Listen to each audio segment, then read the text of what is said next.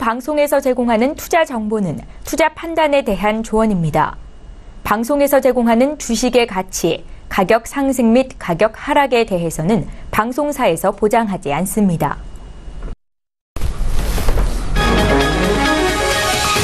이 시각 헤드라인 뉴스입니다. 한국GM이 이사회를 열고 만기가 돌아오는 수천억 원의 차입금을 어떻게 처리할지 논의합니다. 이사회 안건은 이달 말로 만기가 도래하는 차입금의 만기 연장 여부 등으로 알려졌습니다. 2016년 말 기준 감사 보고서상 한국GM의 총 차입금은 2조 9,700억 원 정도인데 대부분 2012년부터 2016년까지 GM본사와 계열사에서 3.8%에서 5.3%의 이자율로 빌린 돈입니다. 이른바 선진국이라고 분류되는 OECD 회원국들의 총 국가 부채 규모가 지난 2008년과 비교해 2배 가까이 증가했습니다.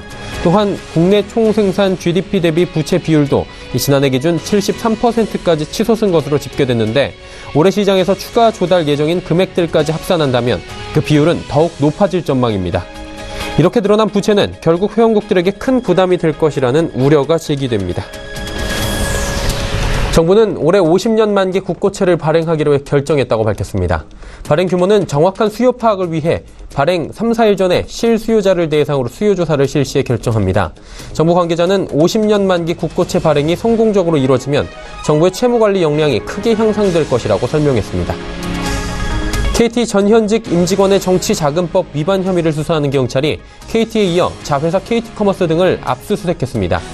이들은 불법 정치자금 기부 혐의와 관련한 회계장부와 또 디지털 자료 등을 확보하고 있고 이번 압수수색은 지난달 말 KT 경기도 분당 본사와 광화문 지사에 대한 압수수색을 벌인 이후 23일 만입니다.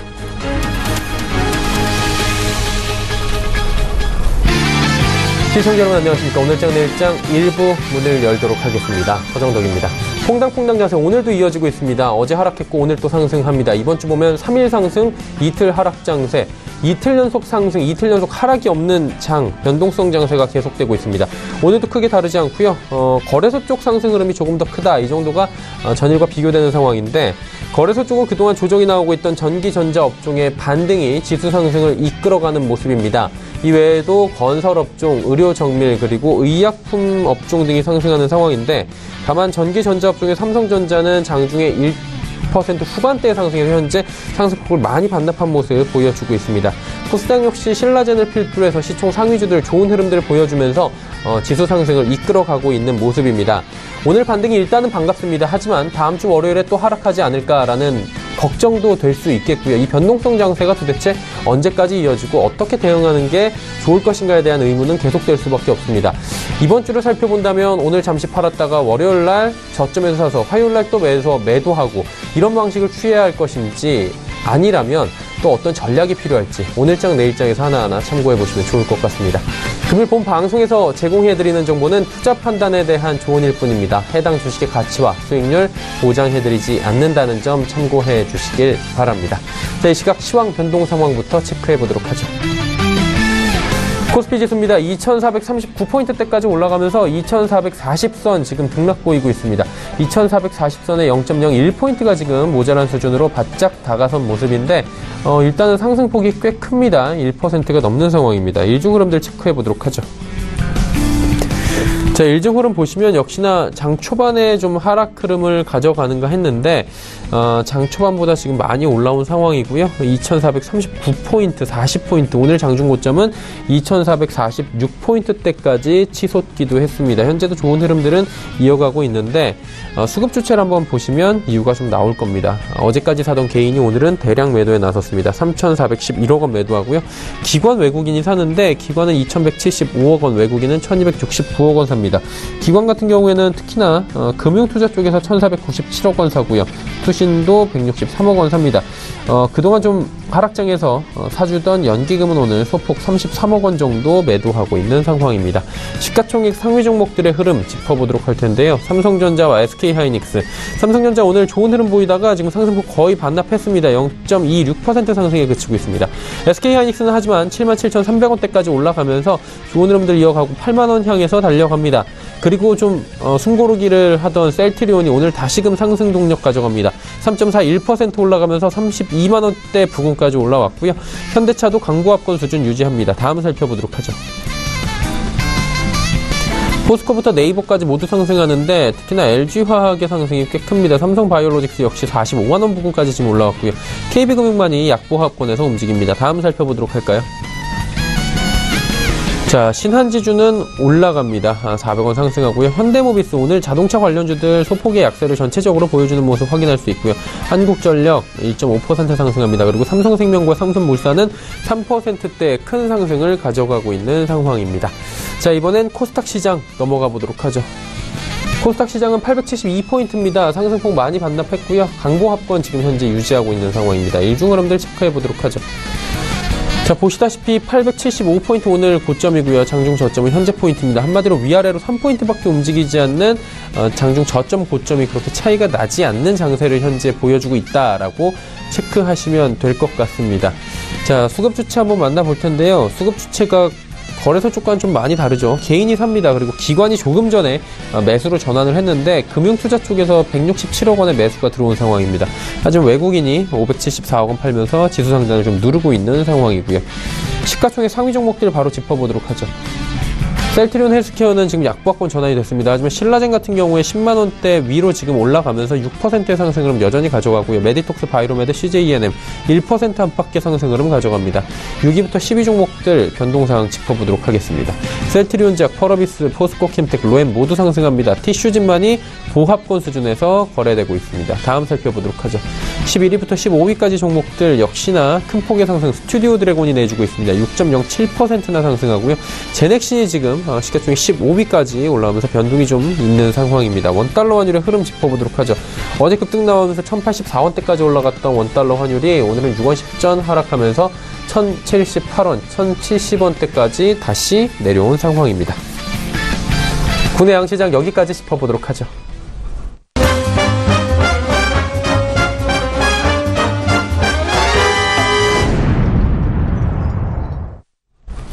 오늘장 이슈 짚어보는 시간 갖도록 하겠습니다. NH투자증권 투자전략팀의 조현주 연구원입니다. 안녕하세요. 네, 안녕하세요. 네, 오늘 금요일장의 특징부터 먼저 짚어볼까요?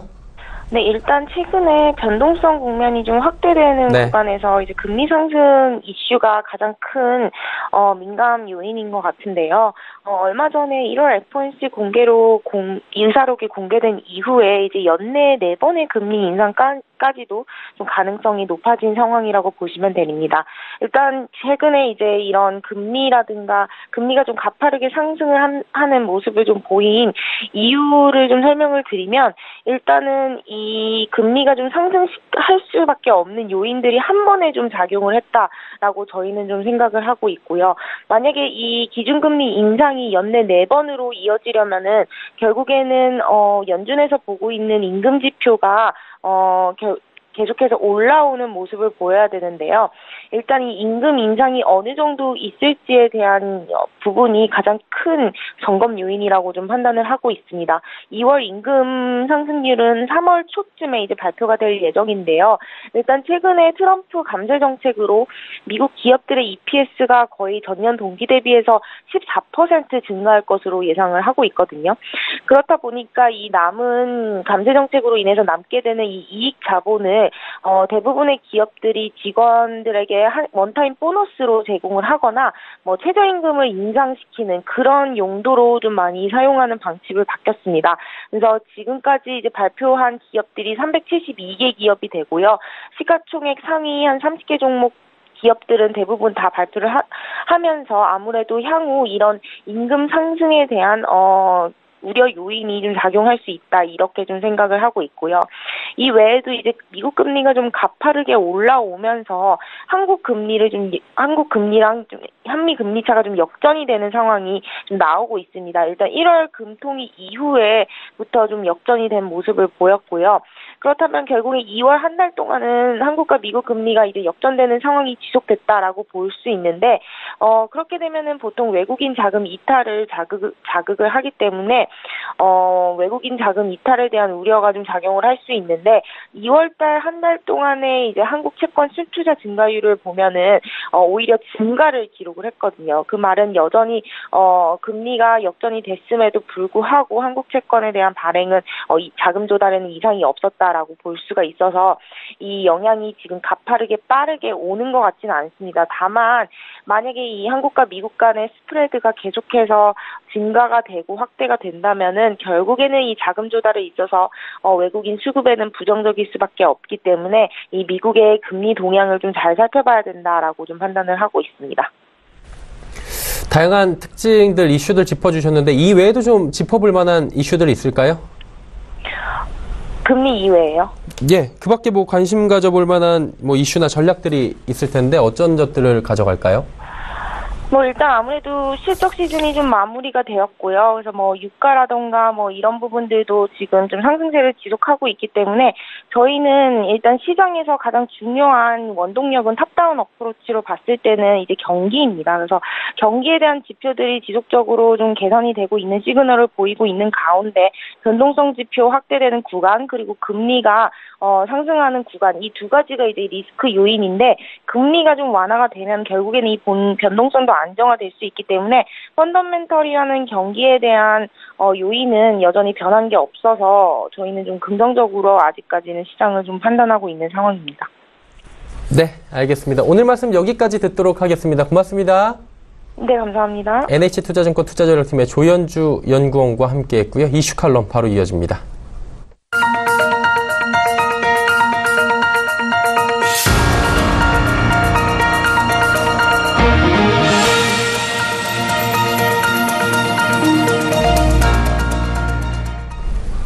마켓 리더들과 함께하는 시간 이슈 칼럼 시간입니다. 오늘은 미중산업경제연구소 조용찬 소장과 함께합니다. 소장님 안녕하세요. 예, 안녕하십니까. 네, 미국 증시부터 다시 짚어봐야 될 시점인 것 같은데 안정이라는 단어는 미국에는 아직은 좀 먼 것 같습니다. 다시 하락했고요. 장기금리 상승세가 지금 멈추질 않고 있는데 10년물 국채 수익률 상승이 특히나 지금 여러 가지 이슈로 떠오르고 있더라고요. 10년물 국채 수익률의 상승세가 멈추지 않는 이유부터 먼저 짚어보면 좋을 것 같아요. 아무래도 장기금리가 급격히 올라가는 것은 경기 화랑 그리고 임금 상승이라기보다는 재정 지출 확대에 따른 채권 발행 증가가 결정적인 영향을 끼쳤고요. 여기에 FRB가 보유 자산에 대한 대투자를 지금 축소하는 것과 같은 수급 변화가 금리 상승의 직접적인 요인이 되는 것으로 보여집니다. 미국 예산국에 따르면은 미국의 재정 적자가 19회기년도에만 무려 1조 달러를 넘어설 것으로 보고 있는데요. 여기에 과거 양적 완화 때처럼 FRB가 채권 매수에 나선다면은 장기 금리 상승세는 멈추겠지만 올해 FRB 같은 경우에는 무려 2,290억 달러 정도의 채권 보유 잔액을 줄인다고 합니다. 이 때문에 아무래도 미국 국채를 소화시켜줄 외국인조차도 달러 약세 국면, 여기에 채권 수익률이 상승하는 국면에 자칫 보유자산을 늘렸다가는 평가손이 발생할 수가 있는데요. 이 때문에 미국 국채 투자를 좀 줄여야 되는 그런 상황에 몰리고 있다고 합니다. 특히 해외 부분의 미국 국채 보유자액에서 36%를 차지하는 쪽이 중국과 일본인데요. 이들 두 나라가 미국 국채 투자를 줄이고 있기 때문에 앞으로 3월과 6월 금리 인상 시에는 10년물 국채 수익률이 3%대까지 진입할 가능성이 있고요. 또 이렇게 됐을 경우에는 증시에서도 좀 변동성이 확대될 위험이 아직도 도사린다고 볼 수가 있겠습니다. 변동성이 확대될 가능성이 있다, 위험이 도사린다라고 표현을 해주셨는데 그 말씀은 돌려서 다시 한번 질문을 드려보자면 주식시장이 지금 우상향하고 있는데 이 흐름이 좀 방향성이 바뀔 가능성도 충분하다는 말씀이십니까? 네, 결론적으로 말씀드리면 지금의 골디락스 장세가 거의 마무리 단계에 들어간 게 아닌가 생각이 드는데요. 그렇다고 바로 하락장으로 돌아서는 것은 아니고요. 정상적인 장세로 회귀할 것으로 보여집니다. 미국의 장기 금리와 주가의 상관관계를 보면요. 연준의 2차 양적 완화가 시작될 때를 기점으로 해서 주가와 장기 금리의 상관관계가 바뀌었는데요.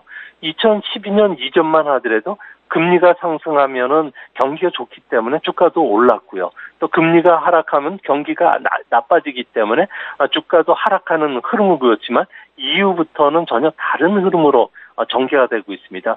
그중에서도 2017년 이후만 봤을 경우에는 10년물 국제 수익률이 2.75% 이하일 경우에는 장기 금리가 오르더라도 실물 경제가 충분히 견딜 수 있는 정상적인 수준으로 보고 주가 상승 랠리에는 전혀 걸림돌이 되지는 않았는데요. 장기 금리가 올 2월부터 2.75%를 상회하면서 높은 금리가 민간의 주택 투자뿐만 아니라 기업의 설비 투자에도 부담을 주는 만큼 많은 알고리즘 거래 방식을 채택한 펀드들이 주식 비중을 지금 줄여가는 그런 모습입니다. 앞으로 증시는 골디락장에서 정상적인 증시로 변하는 단계에 있기 때문에 단기적으로는 불안한 급등락이 전개되겠지만 앞으로는 점차 안정되지 않을까 생각이 듭니다. 네. 이제 미국 얘기는 여기까지 하고요. 중국 얘기 한번 여쭤보도록 하겠습니다. 다음 주에 이제 양회가 시작되는데 전 세계가 주목하고 있을 것 같습니다. 어떤 점들을 좀 주목해서 볼까요? 네, 이번 양의 그 세계 이목이 집중되는 것은 2기 시진핑 내각을 이끌 새로운 정부 인사가 결정되고요. 또 국회 인사가 선출이 되기 때문에 그렇습니다. 총리로는 리커창 총리가 유임이 유력시 되고 있고요. 전인대 상무위원장, 우리나라 국회 의장에는 리잔수, 그리고 부총리에는 한정과 왕양이 유력시 되는데요. 중국의 2인자죠. 국가 부주석에는 3명의 후보가 물망에 올라 있는데요. 작년 가을 당대회 때 나이 정년에 걸려서 은퇴한 왕치산 씨가 지금 유력하고요. 그 이후에는 서열 5인 왕훈이, 그리고 시진핑의 측근인 천민월이 유력하다고 합니다. 하지만 현재는 그 시진핑 국가 주석이 밀고 있는 사람이 왕치산이 될 가능성이 높아 보이는데요. 아무래도 연령 제한 규정을 사문화시키겠다는 시진핑의 의도도 포함되어 있지 않나 보여집니다. 특히 권력을 장악한 시진핑의 경제 운영 기조가 어떻게 바뀔지도 주요 관전 포인트가 되는데요. 올해 중국의 성장률 목표는 작년과 마찬가지로 전년 대비 6.5% 전후로 제시될 것으로 보여지는데요. 하지만 발전 방식에 대해서는 고속 성장에서 질 높은 성장으로 바꿀 것으로 보여지기 때문에 앞으로는 6.5%를 약간 밑도는 성장도 용납해 주지 않을까 보여집니다. 그 시진핑 2기가 이제 새롭게 출범을 하고 그 뒤에 열리는 양회이기 때문에 여러 가지 주목하는 측면들을 말씀해 주셨는데 질 높은 성장을 지향한다고 하셨습니다. 그렇다면 질 높은 성장을 위해서는 새로운 분야를 개척하고 또 키우고 할 텐데 어떤 분야를 좀 키울 것으로 알려졌습니까? 네, 중국 경제 같은 경우에는 현재 그 중국 안에서는 그 회계 장부 조작으로 인해서 한 10%에서 20% GDP가 좀 과대평가되고 있다고 보고 있습니다. 여기에 성장률이 6.5% 이하로 떨어질 가능성이 있는데요. 중국의 성장률이 1% 정도가 1%포인트 정도가 하락하면 우리나라 성장률은 0.4%포인트가 떨어지게 되고요. 유럽연합이라든지 일본 같은 경우에도 1%에서 한 2% 정도 성장에 악영향을 주게 됩니다. 이 때문에 앞으로 중국의 성장률 둔화는 우리나라 경제에도 많은 영향을 끼치게 되고요. 중국 같은 경우에도 앞으로 성장률을 좀 안정화시키기 위해서 새로운 경기 부양책보다는 아무래도 중산층 증가를 통한 소비의 서비스화, 그리고 전자상거래 보급을 통한 소비 자극을 계속 독려할 것으로 보여지는데요. 이 때문에 앞으로 전자상거래와 관련된 중국 안의 대형 M&A를 중심으로 해서 새로운 규제도 혁파되지 않을까 보여집니다. 특히 중국의 수출 증가율이 한 자릿수대 초반에 머물 가능성이 높은데요. 이 때문에 우리나라 같은 경우에는 대중국 수출은 올해 어려움을 처하겠지만 중국이 IT라든지 자동차 같은 신흥산업에 대규모 정부 지원이 이어질 것으로 보여지고요. 조금 전에도 말씀드렸듯이 전자상거래 보급에 따라서 화장품뿐만 아니라 해외 직구 제품 그리고 반도체 관련주를 중심으로 해서 우리 기업들은 새로운 그 성장 동력을 얻는 종목들도 많이 나올 것으로 보여집니다. 조금 전에 성장 동력을 얻는 종목들 살짝 언급을 해주셨는데 그 부분 조금 더 들어가 보면 좋을 것 같아요. 중국 경제 얼마나 성장할지 올해 궁금하고요. 그로 인해서 우리가 영향을 분명히 받을 것 같은데 어떤 점들을 보면 될까요? 네, 올해 중국의 성장 방식이 바뀌기 때문에요. 과잉 생산 시설의 삭감이라든지 신규 채무 증가를 억제시키는 한, 그리고 환경보호, 빈곤 퇴치 쪽과 관련된 질 높은 성장으로 바뀌는 것이 분명합니다. 이 때문에 중국에서는 올해 5가지 발전 이념을 도입하는데요.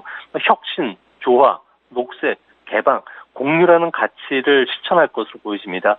이 때문에 아무래도 중국 같은 경우에는 경쟁력 강화에 그 주안점을 두기 때문에 우리나라의 그 IT 기업들, 특히 게임이라든지 그 원격 진료와 관련된 기업들에 대한 공격적인 M&A도 예상을 할 수가 있고요. 또 산업의 고부가가치를 지향하기 위해서 우리나라의 그 전기 자동차라든지 그리고 로봇과 관련된 산업에 대한 M&A도 충분히 예상할 수가 있겠습니다. 이뿐만 아니라 빅데이터, 사물 인터넷, 인공지능, 그리고 전자상거래, 전기 자동차, 자율주행 자동차와 관련된 새로운 성장 동력으로 부각시킬 가능성이 크고요. 또 이 시장과 관련된 시장 개방뿐만 아니라 외국 자본의 그 유입을 촉진시켜주는 정책을 펼칠 것으로 보여진다는 점에서 중국과 관련된 이들 해당 분야에 진출하는 우리 기업들 같은 경우에는 앞으로도 새로운 성장 동력을 얻고 주식시장에도 이와 관련된 종목들이 좀 부각이 될 가능성이 크지 않을까 생각이 됩니다. 네, 알겠습니다. 양회 이후에 일어날 수 있는 여러 가지 이야기들까지 함께 들어봤습니다. 오늘 말씀 여기까지 듣도록 하겠습니다. 고맙습니다. 예, 감사합니다. 미중산업경제연구소 조용찬 소장이었습니다.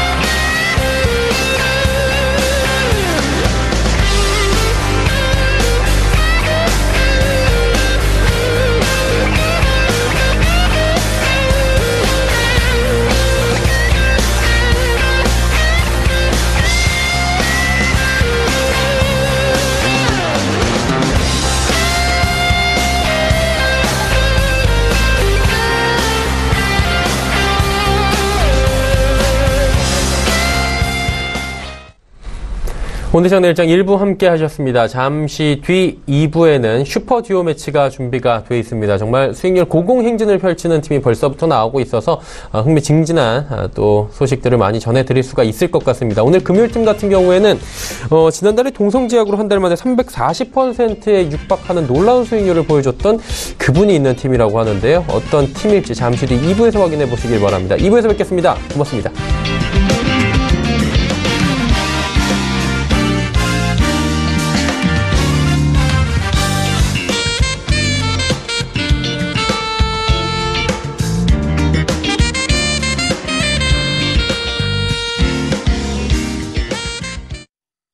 본 방송에서 제공하는 투자 정보는 투자 판단에 대한 조언입니다. 방송에서 제공하는 주식의 가치, 가격 상승 및 가격 하락에 대해서는 방송사에서 보장하지 않습니다.